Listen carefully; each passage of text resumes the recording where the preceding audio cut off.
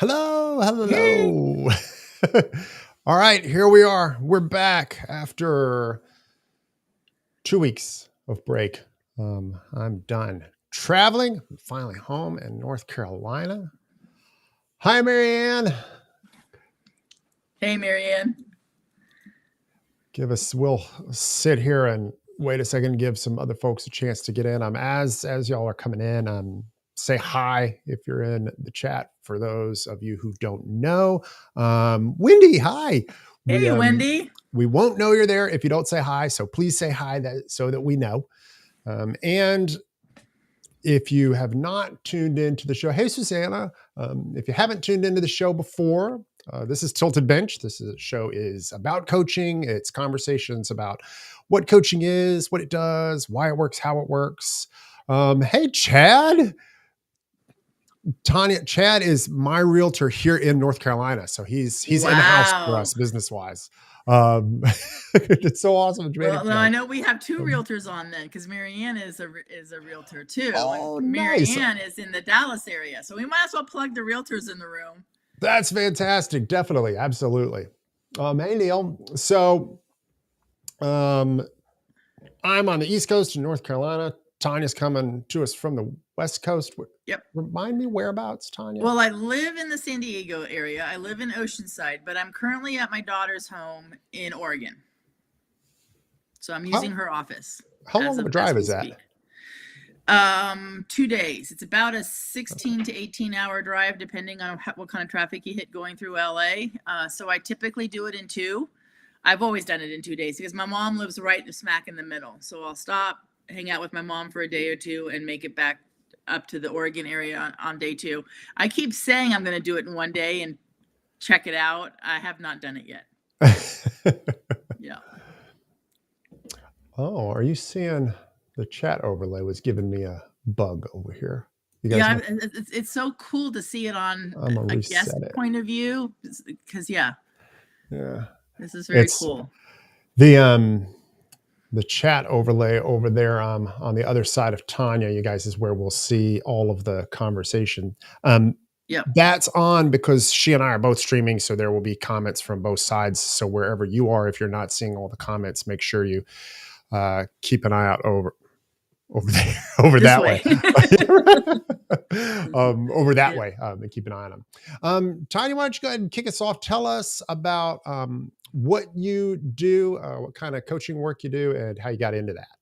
Okay. Well, how I got into it is that I was living in Houston, Texas at the time, and I was going through a divorce, and I was a real estate agent, and my income was always discretionary. Like if I sold a house, great. If I didn't, no big deal.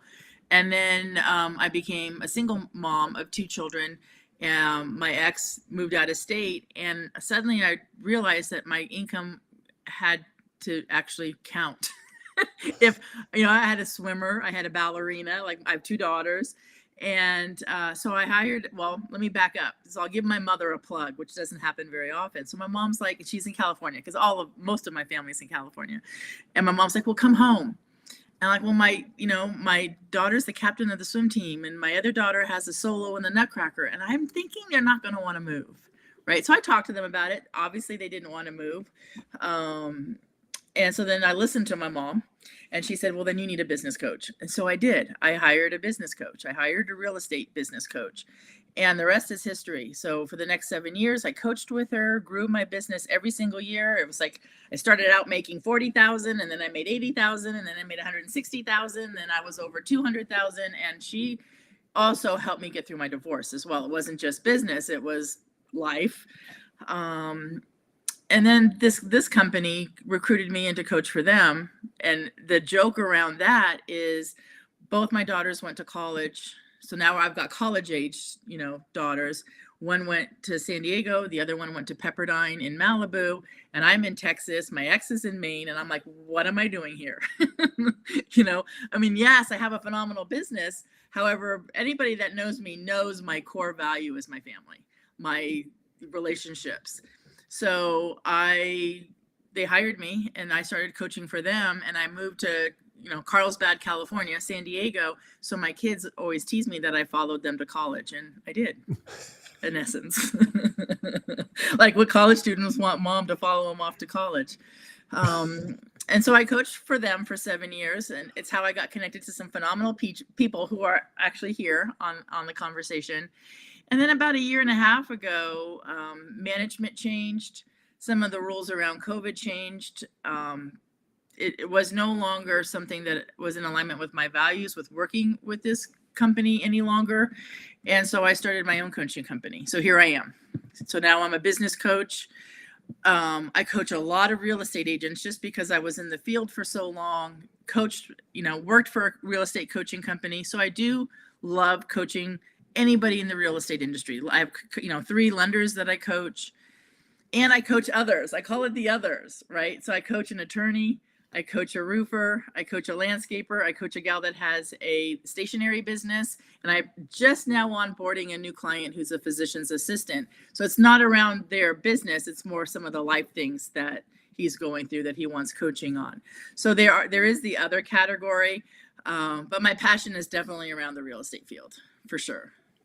That's great stuff. So I have to ask, the roofer and the landscaper, are those folks that you connected with through the real estate connections? Absolutely. Okay. All my business is probably 99% by referral. So yes, all my clients so far, pretty much all but one, are referrals from, either my realtors or a referral from the roofer. But yes, referral based for sure. And that's really how I, want to encourage my clients to work too. Tanya, I don't know if you're seeing it on your side, but on my screen, I'm not seeing any comments in the overlay. I'm seeing them. You're seeing them? Okay. Well, I'm not seeing them. Restream is doing whatever to me. But I do have LinkedIn open so I can see it too. So it looks like they're all showing up the way it should be. Charity, Tracy, Nadine, Donna, I'm glad all of you have joined us. We've got a lot of great folks in the audience here. Tanya, in the middle says she loves the mom promotion. My mom's not hearing this. I'm sure she's not, but boy, if she were, you'd hear about it. Well, you could show her the replay, right? Or we could just clip out that one part and you can send it to her. And once in my life, listen to my mother. Yes. In the midst of all of those different kind of clients, this is always something that's kind of fun to hear different coaches' opinions on. What do you have an ideal client? And if you'd rather not look at it from an ideal client standpoint, what are the things about clients that you click with most? What works the best for you? So I don't say my ideal client is a realtor or a lender or a roofer. My ideal client is somebody who is open to experiment with what's going to work for them to get to their goals. Because my superpower is being super creative with helping them get from point A to point B. So my job is that here's my client right here, and this is where they want to be. And I kind of walk in the middle, getting them over here. But every single person has a different walk. Their journey is going to be a little bit different because of a lot of it is just our lifestyle. Like with you, Nathan, right? There's 3 kids in your home, right? So when I coach a single gal or a guy versus somebody that has 3 kids under the age of 5, which I do, that journey is different. And how I design their tactics and their strategies has to be different. It's not the same. Thanks, we all have superpowers, by the way. Yeah. But one of the things that I've heard a lot of people say about coaching is that, coaching is about kind of standing in the middle, like you said. You're not pointing out the path directly for people, handing them a map and saying, okay, go do these things. You're kind of a companion helping them find their own way there, because everybody's path is going to be different. It's crazy to expect us to go about the same way. Yes. And I'm going to show my age. Some of it, or, if you're calling from another country, you might not understand. So I'll do my best. So Nathan, do you remember AAA and how you'd get triptychs if you wanted to go on a trip? So we'd get them right. Okay. Yeah. So, so you get it. So, so here, in the States, you'd walk into a building, it's AAA, Automobile Club of America. You'd walk in and you'd say, you know what? I want to travel from San Diego to New York. And the person behind the desk would ask phenomenal questions, which is what a coach does, right? Well, how fast do you want to get there? Do you want to go the northern route? Do you want to go in the middle and stop at the Grand Canyon? Do you want to go the southern route and go through the desert? Do you have kids? Do you want to stop at the Dinosaur National Museum? You got dogs. Okay, so then we need to know where the dog parks are, right? And then you'd come back 24 hours later and get a map designed for you. Right. So we could have. It would give you the little, like the flip book thing, right? With all the pages. Right? Yeah. And so that's coaching. It's like, I've got to ask questions, and how are we going to get there? And what times are you able to work? And what days, like for me, I used to, when I was in real estate, I was in a carpool. And so 1 week a month, I couldn't work out in the afternoon because I was carpooling kids to swim practice. My youngest swam all the way through college. And so that, I had to redesign my map on that week that I'm carpooling. So I have to really figure out what my client is doing, what their priorities are, what their values are, what their family life looks like. And then we design that triptych. I can't just do it the same for every people. That would make my life really easy, but it doesn't work. That's such a, I'm glad that you brought that up, because because of the nostalgia of it. Yes. But also it's a fun bit of imagery to play with when you think about like Google Maps or Waze or something like that a lot of us use now. Like it doesn't ask you any questions. Like you tell it, I want to go from here to there, and it just gives you a route and says, we'll go this way. And that's more like I think it might ask one, like, do you want to avoid toll roads? Right. I think that's the only question you get. Yeah. Right. Yeah. I mean, even so, we just drove back here to North Carolina from New York. And during part of the trip, we wanted to be off of the interstate. So I had to go into the settings and like change a setting with Google Maps to do that. But, otherwise, like I have to do all the work to tell it what I'm trying to do and what I want out of it. But with a coach, when you're hiring a coach, like you're hiring a coach to do that work for you, because it's, I think it was Brian Berman who said a while back that you don't even necessarily, the client, don't necessarily know what questions you need to be asking. So the coach is there to ask you the right questions to prompt those.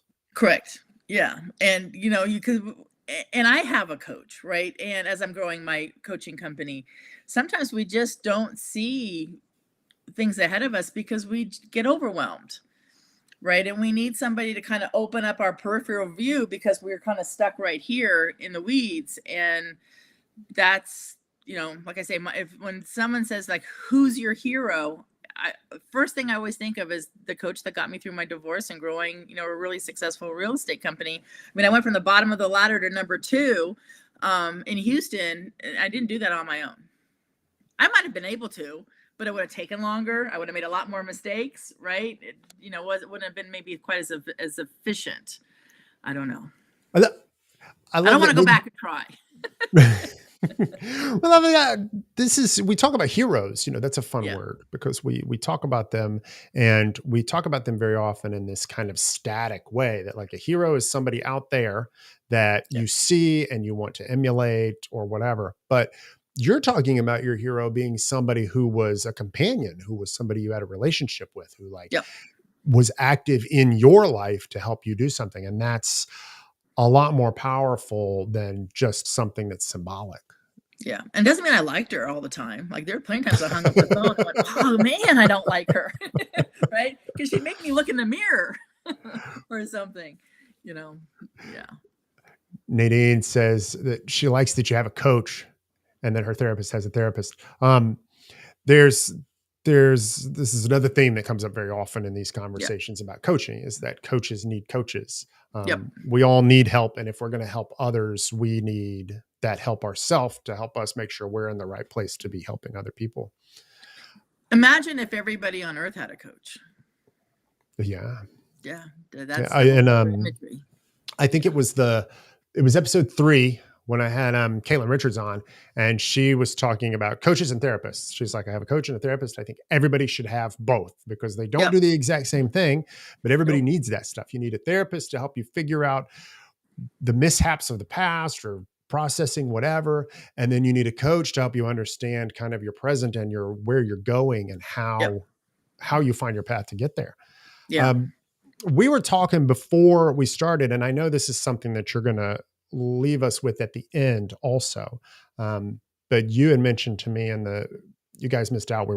Tanya was already dropping nuggets of wisdom before I hit go live. But you were talking about the importance of grace, that, we all have our different paths. We all have to figure out that way. And that grace is an important part of that. What's it like when you're navigating that with people and trying to help them get a grip on that? Well, we're all going to fail. And I know this is almost a cliche, like failing is learning. And that is, hey, Paul, people are, some of my clients will say, oh, I'm so tired of hearing that failing is learning. And it is what it is. We're all going to make mistakes. We're all going to have a bad week. We might set a goal like Sunday, I'm going to do 5 LinkedIn posts ahead of time, and I'm going to do my 4 videos. And then Sunday comes and I don't do any of it. Right. And I don't do that. I don't blow off my stuff very often, but every once in a while I hit the wall and I need to just rest and play. And there needs to be grace. It's not letting myself off the hook. If I did that, like if I set a commitment every Sunday to do it and 7 Sundays go by and I never do it, maybe that's not grace what I need. I need to call my coach. However, it's not very often that I don't hit my action steps. And when I do, I'm really good now of giving myself grace and my clients grace. Now, again, if it's week after week after week and they're not moving the needle, then that's a whole nother conversation. But just giving ourselves grace that, life happens. Kids get sick. My mom gets sick. And so I'm supposed to go live tomorrow and I'm taking my mom to the doctor instead, right? I'm not going to feel guilty that I can't go live tomorrow, So grace. I think is my favorite word. I love that word too. And, Chad's talking about resistance here. I think this is that there are these parts of us that push us in different directions or that stop us from moving forward. When we talk about moving the needle, there are certain things that we have to press through, and there can be a push and a pull. Sometimes you need from a coach the accountability to keep going, to push against that resistance, to keep making yourself better, which is what moving the needle is all about. But then also you do need that voice sometimes that reminds you it's okay to be human, right? Yeah. And I like, I don't know if it's so much of a balance than a blend, because I will ask my client, are your decisions getting you closer to your goals, or are your decisions getting you further away from? Right. And if it's a consistent pulling away from, then that's, how are we going to start making better decisions that are getting you closer to your goal? Because, our yeses and nos are super important. And I still want grace in there too, right? We're kind of blending it all together and figuring out the balance around all of it. Tanya, do you know this that Nadine's asking about?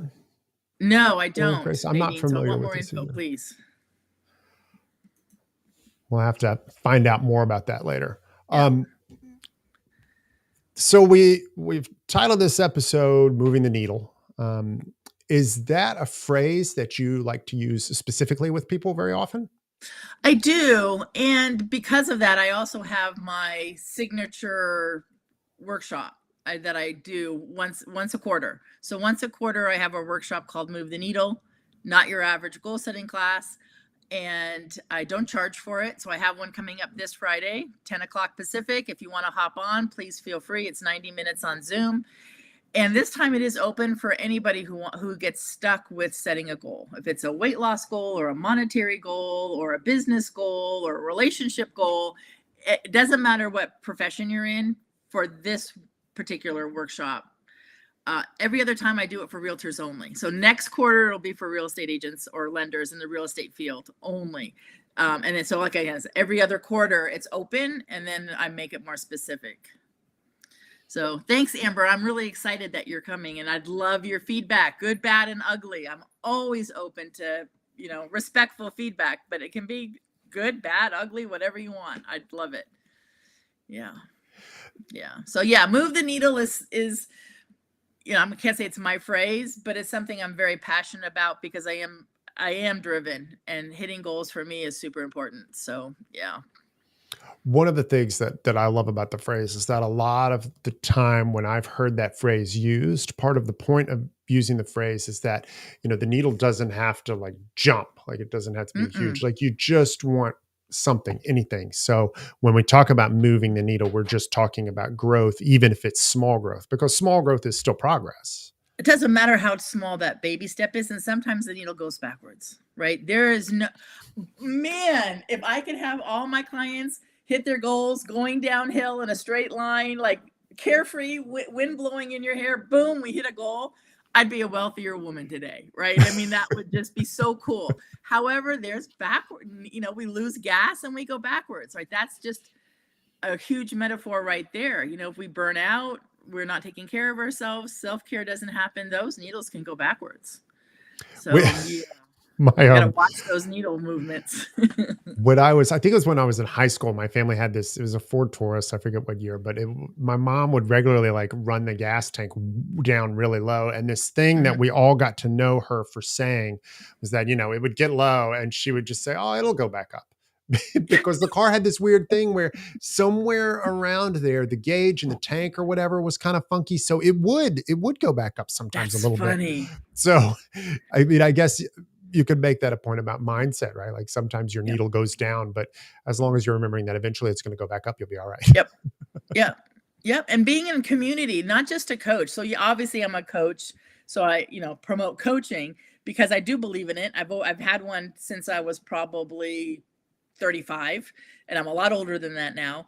So I believe in it 100%. And it's also who you hang out with, right? My grandfather used to say, you are who you hang out with. And, I believe that, the sense of community we've created, all of us, Nathan and Nadine and Amber and, the community we're creating around LinkedIn is huge. And that helps us move our needles, right? Being in community with great growth-minded people. So community is super important. There's that thing about, you become like the 5 people or whatever you spend most of your time with. I mean, there's probably something we could say about there being a magnetism to needles that, other people's needles pull our needle in the same direction. And that if we're spending that time with them, then we're going to get that effect. Yeah, absolutely. Yeah. And sometimes, hopefully we're not all in a funk at the same time. So there's somebody in there to reach down and, hold your hand through it. Wendy's creating a phenomenal community, and it's fills my heart. Just fills my heart. So I love what Nadine said. Did the needle go back up because someone else put petrol in the tank? Sometimes yes. And sometimes we do it ourselves by resting. But yes, Nadine, absolutely. Yeah. In my mom's case, that's not what was going on. But I like the symbolism there though. Yeah. Sometimes you just need to fuel up. And I mean, I think coaches do that by creating a safe space for people too. Don't you, Tanya? Oh, absolutely. That's why whenever I onboard a new client, I say it now, but I did in the beginning. And then I noticed a pattern that they wouldn't show up for a coach call if they didn't do their action steps. They'll say, yep, I'm not ready for my coach call. I'm going to reschedule. And then as I've been coaching now 10 years, I figured out it's because they didn't do what they were, quote, supposed to do, which is huge learning for me when they don't do something, right? Okay, this didn't work. Let's do plan B or let's go do plan X, right? Don't skip a call. This is awesome. We're going to, I can learn from this and you're going to learn from this. So when I onboard somebody new now, I'm like, please don't skip a call if you didn't do your action steps, please. Don't feel bad, guilty, ashamed, all those things. Yeah. It's got to be a safe space. That reminds me of parenting. And I know not everybody's here as a parent, but the similarity is that children are developing. And even as adults, we're still developing. So development is always important. But for kids, if they make a mistake and they're afraid to talk to you about it, you can't teach them a better way. We have to be able to kind of face those trip ups, even complete disasters. Like you still have to face them, but even the small things, moving the needle, these little bits, if you can come in and talk about them, then you can find the way forward. And sometimes you can find out what's behind that too, right? Because often there's a motivating factor that at the end of the day, that in that moment, whatever it was that made you miss doing the action steps this week might be more important than the action steps themselves. Right, exactly. And if I have somebody who is committing to doing a first time homebuyer class, and they're just not doing it. They're just not doing it. And that, there's those excuses around, oh, the cat ate my homework or whatever, right? It's just like, at some point we got to peel back the onion and start asking some really good, heartfelt questions. And as it turns out, they might feel like they're an imposter teaching a class, and I say this with a lot of love. When my client gets emotional on the phone, I know I've hit the bingo, right? That's the thing. I feel like a imposter. That's not because the cat ate my homework or, my daughter was up at 3 a.m. It's, I feel like I'm an imposter. And then we need a coach on that. Right. So that's why it's the safe place. And the sooner we get real, we work through those barriers. That's good stuff. Yeah. Well, we are almost at time, everybody. Tanya, I think everybody here knows you well enough. For anybody who doesn't, let us know, what is the best way for folks to contact you? Well, I am on LinkedIn and I am on Facebook. It's easy to find me. My email is super easy, TanyaBugbeeCoach@gmail.com. Send me a smoke signal and I'll reach right back out. Yeah. All right. And then everybody, I always do this at the end of the show. Tanya, I am going to let you have the whole screen. You keep track of time so well, Nathan. I try. Thank you. I'm going to let you have the whole screen and give us, some takeaway, some bit of advice or wisdom that you want us to remember after the conversation today. And then after you're done, I'll come back in and we'll say goodbye. It's all yours. Okay. Hey, everybody. I so appreciate everybody being on and your comments. I think what I want to leave with, obviously my favorite word, which is grace, is give yourself grace as you're moving your needle. And it's okay if your needle moves backwards, get back on the horse and let's move the needle forward. And keep trying different tactics, right? If one tactic doesn't work, if you don't like door knocking, then let's try a different tactic, right? Give yourself grace and know that if the grapefruit diet didn't work for you, doesn't mean, you can't lose weight. And I hope Wendy says something around this, right? So we've got to figure out what's going to work for you, right? Is it more protein?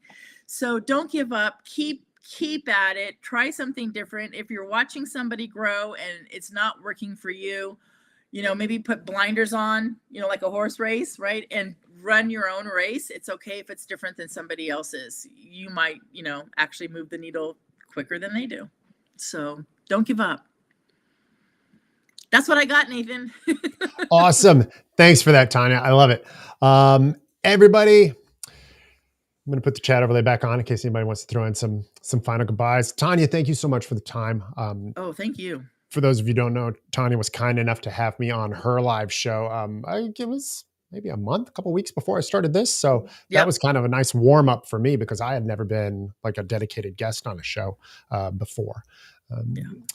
So Tanya, I appreciate you. Everybody in the comments, man, such a great group of people. And I love that Amber said this earlier about how we can in this community use first names of people that we know exactly who we're talking about. And this is like looking through the list here. This is, you guys are all those sort of names. Everybody have a great Wednesday. I'm going to take us out. I'm still not back perfectly in my groove since I'm just gotten back from vacation. So I don't have the normal outro I have. But you should know that next week, Rob Gilbert is going to be here. We're going to have a great conversation. I'm looking forward to it. And I hope you will join us then. Thanks, Tanya. Thanks, everybody. Bye, everybody. Thank you.